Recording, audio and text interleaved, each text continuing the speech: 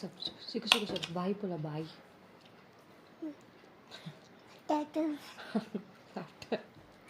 நிச்சயம் சாப்பிட்டீங்கன்னா நானே காலி பண்ணிடுவேன். இப்படிதான் முக்கால்வாசி சோறு சாப்பிட்டு குண்டிட்டு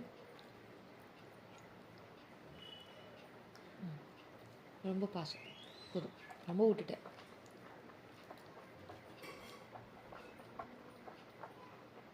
நீ என்ன பண்ற? வாடா, மிச்சத்தையும் நான் தான் சாப்பிடணும் தரேன். மிச்சம்